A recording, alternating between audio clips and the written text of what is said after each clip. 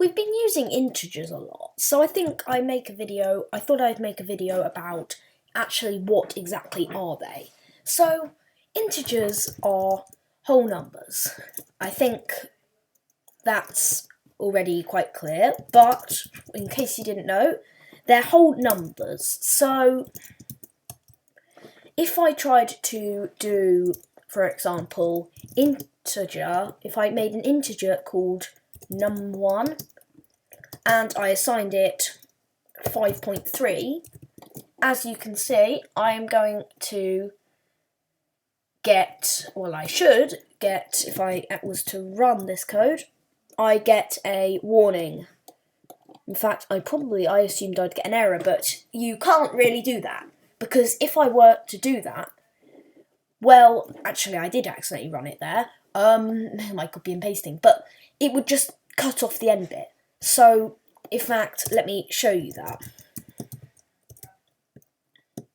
So, %i for integer and num1.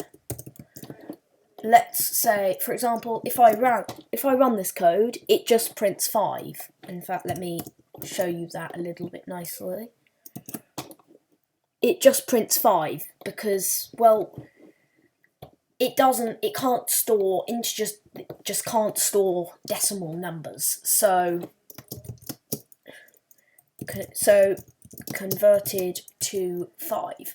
Now, usually you can't really do this, but it appears my compiler's being quite nice to me, but I don't know what that's all about. Anyway, so basically integers are whole numbers, and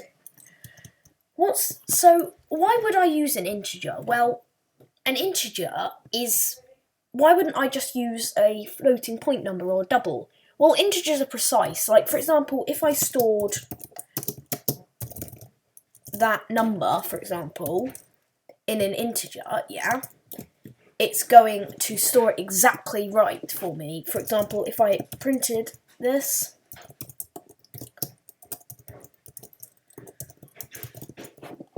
and then run my code, it's going to print this correctly. Nothing's going to be... So integers are very precise, but the downside is they can't store decimal numbers.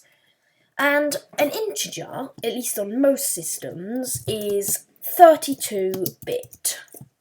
So what does that mean? Well, if you imagine a bit as a 1 or a 0, well, so if a bit is a 1 and a 0, then that means that the amount of bits we have is... Sorry, if we have 32 bits, that means we have 32 1s and 0s in our code. So, if I was to type in... if I am to do... And I'm not going to do this, but basically, so that means that an integer can store 2 to the power of 32 numbers. Not numbers, sorry. Values. So 2 to the power of 32, and hang on, need to look up what this is. %i/n/n. And this is how you can do it. You don't need to know this, but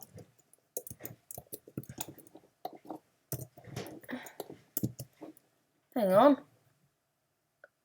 You can't do this in C.